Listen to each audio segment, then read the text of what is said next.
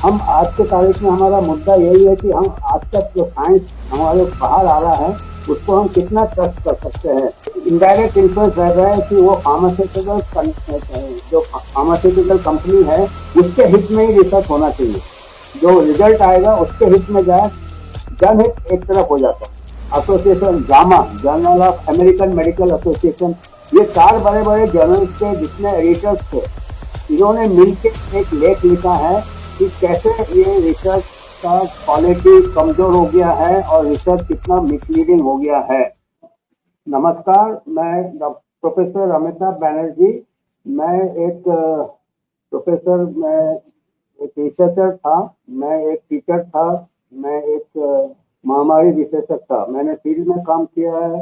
पिछले मैं 30-40 साल से मैं टीचिंग में भी था और मैं रिसर्च में भी मेरा काफ़ी योगदान रहा है। मेरे पब्लिकेशन भी मैंने काफ़ी किए हैं और 2023 और 2024 में मेरा टॉप 2% स्टैनफोर्ड यूनिवर्सिटी लिस्ट में मेरा नाम भी था। ये मैं अपनी तारीफ करने के लिए नहीं बता रहा हूँ, मैं इसलिए बता रहा हूँ कि मेरे को आज के तारीख में 30-40 साल में मैंने जो रिसर्च में जो गिरावट आया है या जो जर्नल में गिरावट आया है, या क्योंकि हमेशा आपको सुनाई दिया जाता है evidence based medicine, evidence based medicine, peer reviewed journal होना चाहिए। किसी जो साइंटिफिक जर्नल, मेडिकल जर्नल में है, अगर कुछ छपा है उसी को हम मानेंगे, बाकी सब मिस इन्फॉर्मेशन है। तो मैं 2-3 30-40 साल से जो धीरे धीरे गिरावट आया है उसके बारे में आज बात करूंगा। क्या हम चिकित्सा विज्ञान को भरोसा कर सकते हैं? मीडिया को तो हमने देखा ही है कि कई बार मीडिया में प्रोपेगेंडा ज्यादा होता है, विज्ञान की बात के ऊपर उसका बुनियाद कम रहता है। अभी हमारा आखिरी ये था कि मेडिकल जर्नल्स है, जिसको कि कहते हैं पीयर रिव्यूड जर्नल, कि आपने कोई पेपर, कोई रिसर्चर ने लिखा है, एडिटर वो पेपर को दूसरे एक्सपर्ट के पास भेजता है, वो पूरा निगरानी करते हैं, उसका पूरा स्टडी करते हैं कि पेपर में ठीक से एविडेंस है कि नहीं है, सबूत है कि नहीं। कई 6 महीने, 3 महीने, 4 महीने लग जाते हैं वो पेपर को एक्सेप्ट होने में, उससे ज़्यादा भी लग जाते हैं जो टॉप क्लास जर्नल होते हैं। तो उसके बाद हम मेडिकल जर्नल्स को इसीलिए काफ़ी ट्रस्ट किया जाता है। तो अभी हमारे को trust the science, trust the science, आपने देखा होगा महामारी के टाइम में कुछ ऐसे लोग हो गए थे जो कि अपने आप को भगवान समझते थे रिसर्च का, और वो ये उन्होंने इम्प्रेशन दिया था कि उनके अलावा और किसी को रिसर्च आता नहीं है, न ही वो कहते हैं। यहाँ तक कि फॉसी ने एक बार ये भी कहा था कि आई एम साइंस। अगर आप मेरे पे विश्वास नहीं कर रहे हो तो आप साइंस पे विश्वास नहीं कर रहे हो। तो ये एंथनी फॉसी ने ऐसा स्टेटमेंट दिया था कि आई एम साइंस। तो इससे क्या होता है, लोगों को एक विश्वास हो जाता है कि ये साइंस यही है, बाकी कुछ साइंस नहीं है। एल्बर्ट आइंस्टाइन ने भी कहा था कि unquestioned respect for authority is the biggest cause for untruth. बोला, इसका मतलब यह हुआ कि अगर आंख बंद करके हम बड़े से बड़े अथॉरिटी को भी अगर हम आंख बंद करके बिगड़ सवाल पूछे, उसको ऊपर हम विश्वास करते हैं, वो साइंस नहीं है, वो अंधविश्वास है और वो सबसे बड़ा ट्रूथ का दुश्मन है। तो हम आज के तारीख में हमारा मुद्दा यही है कि हम आज तक जो साइंस हमारे बाहर आ रहा है उसको हम कितना ट्रस्ट कर सकते हैं। तो इसमें मैं कुछ मुद्दे बताऊंगा कि अभी देखिए, जब से इंटरनेट आया है, पहले क्या होता था, साइंटिफिक जर्नल्स पैसे देके सब्सक्राइब करते थे, रिसर्चर्स और डॉक्टर या साइंटिस्ट ही पढ़ते थे। अभी क्या है, इंटरनेट में जब से आया है, this is now in the public domain. Science को पत्रकार भी पढ़ते हैं, साइंटिफिक जर्नल्स को पत्रकार भी पढ़ते हैं, एडवोकेट्स भी पढ़ते हैं, सोशल एक्टिविस्ट भी पढ़ते हैं, पढ़े लिखे सिटीजन भी पढ़ते हैं। और उससे क्या है कि जिम्मेदारी और बढ़ जाता है कि जो छपता है मेडिकल जर्नल में उसका क्वालिटी अच्छा होना चाहिए, उसमें बिल्कुल अनबायस्ड होना चाहिए। और टेक्नोलॉजी इतना फास्ट डेवलप हो रहा है तो उसमें क्या है कि आपका जो साइंस को हम ट्रस्ट कर सके।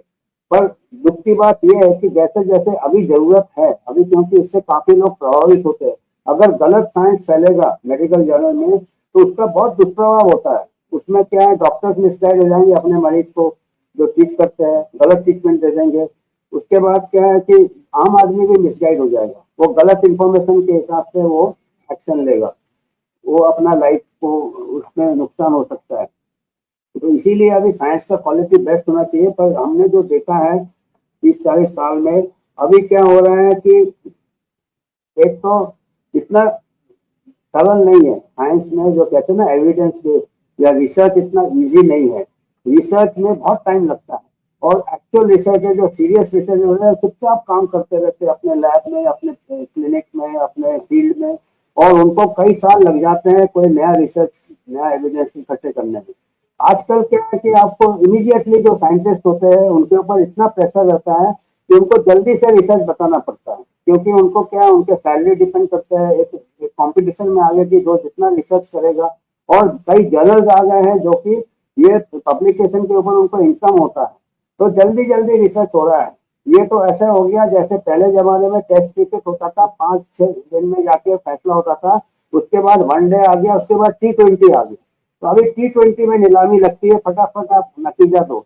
तो अभी दुख की बात यह है कि साइंस में भी ऐसा एक माहौल आ गया है कि आपको जल्दी से साइंस करो और जल्दी से रिजल्ट दो, और रिजल्ट क्या दिया जाता है कि पॉजिटिव रिजल्ट दिया जाता है। क्योंकि इसका भी मैं बता रहा हूँ कि इसमें हर डॉक्टर के ऊपर, हर फैकल्टी के ऊपर, हर टीचर के ऊपर है कि आप जितना रिसर्च पब्लिकेशन करोगे उसमें आपको उतना प्रमोशन होगा, उसमें आपको नया ग्रांट मिलेगा, फंड मिलेगा। तो इसमें क्या है कि एक कंफ्लिक्ट ऑफ इंटरेस्ट आ जाता है, हमारा एक इंटरेस्ट आ जाता है, उसमें क्या है ऑब्जेक्टिव साइंस नहीं होता है, डेटा फैब्रिकेशन होता है, डेटा मैनिपुलेशन होता है। और यहाँ तक कि नेचर में एक लेख आ चुका है, उन्होंने कहा है कि जब उन्होंने रिसर्च किया पता चला कि दो 2% रिसर्चर ने नेचर में कबूल किया है कि वो कभी कभी वो शॉर्टकट करते हैं, और 34%, 34% ने बोला कि छोटा मोटा वो ये करते हैं, शॉर्टकट मारते हैं। तो आप सोचिए अगर 2% भी कोई रिसर्च नेचर में कोई आर्टिकल छपे, कितने लोग मिसगाइड हो जाएंगे। हजारों पेपर छपते हैं, अगर 2% नकली पेपर हो तो 200 पेपर नकली हो सकते हैं, तो उसमें कितना आपका दुष्प्रभाव हो सकता है। और 34 में छोटे मोटे शॉर्टकट किए जाते हैं। तो ये एक नेचर मैगजीन है जो लीडिंग जर्नल है साइंस का, उसमें उन्होंने कबूल किया है। उसके बाद क्या है कि और क्या हो रहा है, पिछले 20 साल से या 30 साल से फार्मा इंडस्ट्री का काफी योगदान है रिसर्च में। पहले क्या होता था, जो रिसर्चर होते थे अपने इंस्टीट्यूट में उनके पास अपना ऑटोनॉमी रहता था, उनके पास क्या रहता कि उनका स्वतंत्र रहते थे कि अपने मर्जी से रिसर्च करे। यूनिवर्सिटी फंडिंग होता था, गवर्नमेंट फंडिंग होता था। अभी क्या है 20-30 साल से क्या है कि फंडिंग कम हो गया है, गवर्नमेंट फंडिंग कम हो गया और आउटसोर्सिंग हो गया है। और फंडिंग क्या है, maximum funding is from the pharmaceutical company. और जब फंडिंग करते हैं फार्मास्यूटिकल कंपनी, तो जो रिसर्चर है उसको एक प्रकार से ये दे दिया जाता है, एक प्रकार से एक इनडायरेक्ट इन्फ्लुएंस रह रहा है कि वो फार्मास्यूटिकल कंपनी है उसके हित में ही रिसर्च होना चाहिए, जो रिजल्ट आएगा उसके हित में जाए, जनहित एक तरफ हो जाता है। तो ये एक बहुत बड़ा ये है कि एक कॉन्फ्लिक्ट ऑफ इंटरेस्ट इतना हो गया है कि उनके प्रोडक्ट्स को प्रमोट करने का एक प्रेशर रहता है। अगर ऐसे नहीं करेंगे तो अगले बार उस रिसर्चर को उस कंपनी से ग्रांट नहीं मिलेगी। तो ये एक प्रकार से आपको मालूम है आज के तारीख में गेट्स फाउंडेशन 80% रिसर्च जो होते हैं साइंस के, गेट्स फाउंडेशन करते हैं, और उनके काफी कॉन्फ्लिक्ट ऑफ इंटरेस्ट है, आपको मालूम है। वो काफी तरह से WHO का भी सेकंड लार्जेस्ट फंडिंग क्या है, गेट्स फाउंडेशन करते हैं। तो वो हमारे पास एक इंडिपेंडेंस नहीं है आज के तारीख में, रिसर्च नहीं है, और ये कई सालों से है। और जो 20 साल पहले ये मैं बताया ना, 30 साल से ज्यादा हो गया ऐसा ट्रेंड चल रहा है। रिसर्च आजकल नीट एंड क्लीन नहीं है। 20 साल पहले बड़े बड़े मेडिकल जर्नल जैसे कि new England journal of Medicine, Lancet, फिर journal of association JAMA, journal of American medical association, ये 4 बड़े बड़े जर्नल्स के जितने एडिटर्स थे, इन्होंने मिलकर एक लेख लिखा है कि कैसे ये रिसर्च का क्वालिटी कमजोर हो गया है और रिसर्च कितना मिसलीडिंग हो गया है। तो मैं एग्जैक्टली अंग्रेजी में पढ़ूंगा और उसका फिर हिंदी अनुवाद करूंगा कि उनके एक्चुअल शब्द क्या थे। ये पब्लिश्ड है, ये मेरा कहना नहीं है, जैसे मैंने कहा कि मैं 40 साल से टीचिंग में, रिसर्च में हूँ, फील्ड वर्क किया है मैंने, और अंदर की बात मैं बता रहा हूँ। ऐसे ये journal editors, top medical journals के एडिटर्स हैं। मैं भी अभी एक फिलहाल एक जर्नल का एडिटर हूँ, और एक जर्नल से मैंने रिजाइन किया क्योंकि मेरे ऊपर प्रेशर आया था कि थोड़ा बहुत शॉर्टकट करो, तो मैंने दूसरे जर्नल से मैं रिजाइन किया। जर्नल का नाम नहीं बता रहा हूँ। तो हमको इसलिए अंदर का पता है कि ये कितना मतलब रिसर्च को हम भरोसा कैसे करें। तो उनके उन्होंने कहा है, जो मैंने बताया, Jama, Lancet, new England journal के जो एडिटर्स ने कहा है कि power of clinical trials was being misused by draconian restrictions on academic researchers to serve the interest of the industry sponsors। ये जर्नल, टॉप जर्नल एडिटर 20 साल पहले कहा है कि the power of clinical trial, power, जो power, पैसे का power जो था फार्मा इंडस्ट्री का, उन्होंने क्लिनिकल ट्रायल, जितने भी ड्रग ट्रायल्स हो रहे हैं या वैक्सीन ट्रायल्स हो रहे हैं, उनके नतीजे के ऊपर उनका इतना इन्फ्लुएंस था कि ड्रैकोनियन रिस्ट्रिक्शन, ड्रैकोनियन मतलब बहुत ज्यादा restriction on academic researchers, academic researchers का बहुत बाधाएं थी कि अगर फार्मा इंटरेस्ट में ही स्टडी का रिजल्ट आना चाहिए। ये टॉप क्लास एडिटर्स ने बोला है। This made a mockery of clinical research, मजाक बना दिया। इनका कहना है कि ये इंटरेस्ट जो है फार्मा का, ये एक प्रकार से मजाक हो गया है, रिसर्च का, शोध का मजाक। Instead of testing hypothesis practice, जो नॉर्मल हाइपोथेसिस टेस्टिंग होता है कि ये ड्रग काम करता है कि नहीं, क्लिनिकल ट्रायल बाय कॉर्पोरेट और परफॉर्म, क्लिनिकल ट्रायल जो फार्मा स्पॉन्सर्ड क्लिनिकल ट्रायल होता है, उसका काम है कि ऐसे करके रिजल्ट बताओ कि जो रेगुलेटरी बॉडीज है, एफडीए है या जो भी रेगुलेटरी बॉडीज है, उसका अप्रूवल मिल जाना चाहिए ड्रग।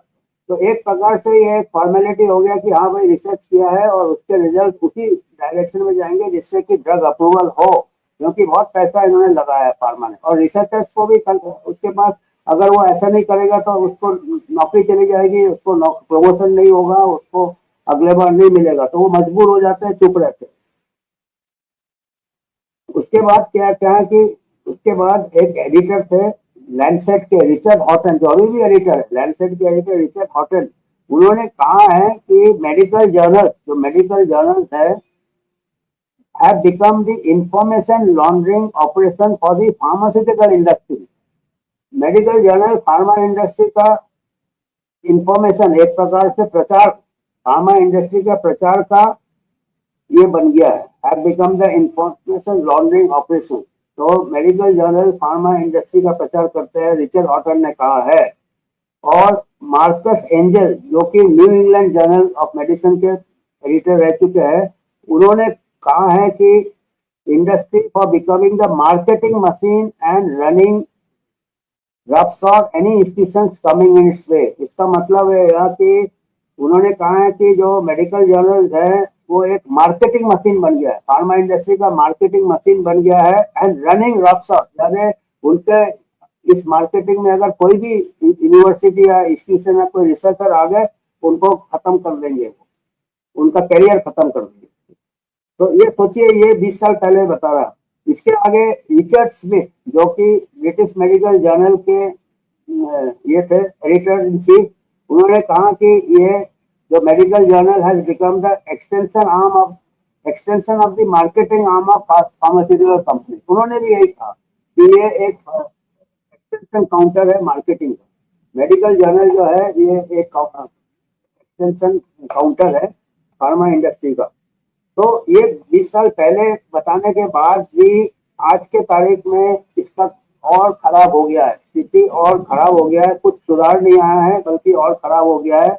और ये महामारी में हमने देखा कि सबसे ज्यादा पब्लिकेशन हुए हैं और सबसे ज्यादा गलत पेपर्स को रिट्रैक्ट किए गए हैं, और कई बार जो पेपर्स अल्टरनेटिव व्यू बताते थे उनको भी दबा दिया गया है under the influence of pharma.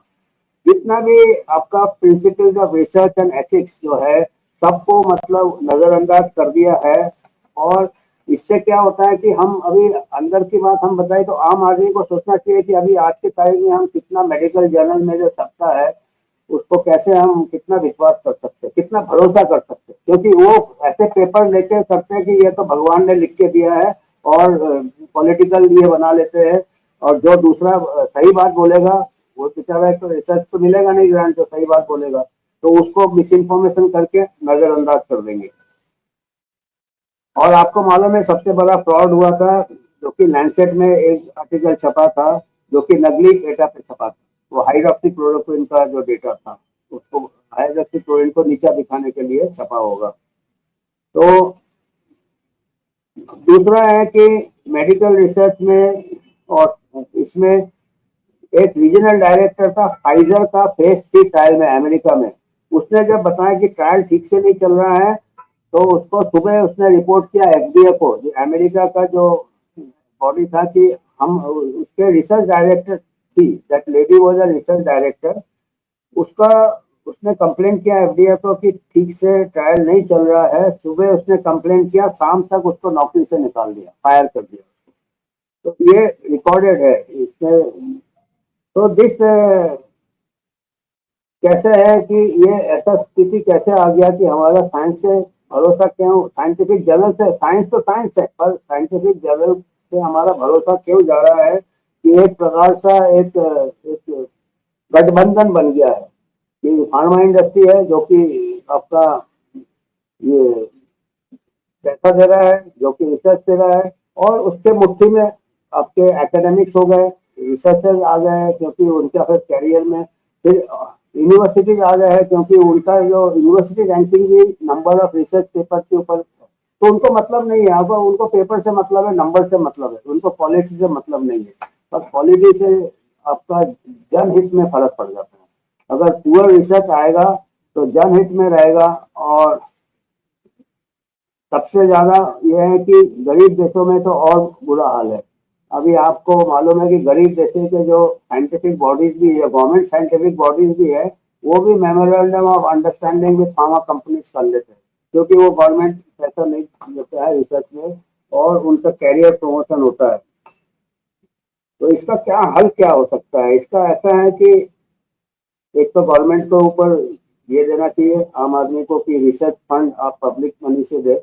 ऐसे में आप पब्लिक मनी खर्चा करते हैं कि जो कि एक प्रकार से इतना स्ट्रॉन्ग रिसर्च नहीं होता। जो रिसर्च जो कि कंफ्लिक्ट ऑफ इंटरेस्ट से जो रिसर्च निकलता है, उसके जब लागू करते हो तो पब्लिक मनी अननेसेसरी बहुत खर्चा करते हो। तो इससे अच्छा ये होगा कि पब्लिक मनी से आप रिसर्च करो, जो कि करेक्ट रिसर्च हो, रिसर्च को टाइम दो। दूसरा है कि जो एकेडमिक फैकल्टी है उनके ऊपर प्रेशर नहीं करो कि अननेसेसरी रिसर्च करने के लिए नहीं कि कैसे भी नंबर बढ़ाना, सही में करो, टाइम लो। टाइम लगता है रिसर्च में। 20 T20 क्रिकेट जैसा नहीं है रिसर्च। खेल है ठीक है, क्रिकेट का गेम को आपने बर्बाद कर दिया, बात दूसरा है, सट्टा बाजार बना दिया। पर research is serious business. Research में जनहित आ जाता है और फिर प्रोपेगेंडा आ जाता है। आप देखिएगा अभी रिसर्च, कोई चीज का रिसर्च होता है तो रिसर्चर नहीं आता सामने, क्योंकि सीरियस रिसर्चर चुपचाप उसको तो मुंह बंद कर दिया जाता है। फिल्म स्टार आके उसके प्रोडक्ट को प्रमोट करते हैं।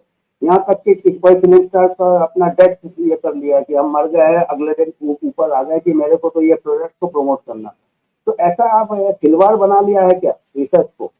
तो ये आपके इसीलिए कभी भी कोई कहे कि ये एविडेंस बेस्ड मेडिसिन को भी डिस्टॉर्ट कर दिया। एविडेंस बेस्ड मेडिसिन अच्छा है अगर ठीक से उसको किया जाए, साइंस अच्छा है अगर ठीक से ये किया जाए। तो अभी साइंस को आपने मिसयूज कर रहे हो, लोगों को गलत रास्ते में जा रहे हो अपने प्रॉफिट के लिए। लोगों की जान खतरे में हो रही है, लोगों के ये जनहित में नहीं है। तो अभी जब भी कोई रिसर्च को देखे तो आप पूछे कि भाई इसका कॉन्फ्लिक्ट ऑफ इंटरेस्ट क्या है, ऑथर्स को कहाँ से फंडिंग हो रहा है, हर पेपर में नीचे लिखा रहता है। तो आप अगर नीचे कॉन्फ्लिक्ट ऑफ इंटरेस्ट वो लिखेंगे कि हमको इसने स्पॉन्सर किया इस बार, वो वाले को पहले देखें, रिसर्च पेपर आप बाद में पढ़ें। तो ऐसा थोड़ा थोड़ा जानकारी होना चाहिए, तभी हमको थोड़ा अपना सावधानी अपने हाथ में है। और अवेयरनेस फैलाना चाहिए लोगों में कि भाई रिसर्च आंख बंद करके नहीं लेना है कि पीयर रिव्यूड है। तो आज को मेरे को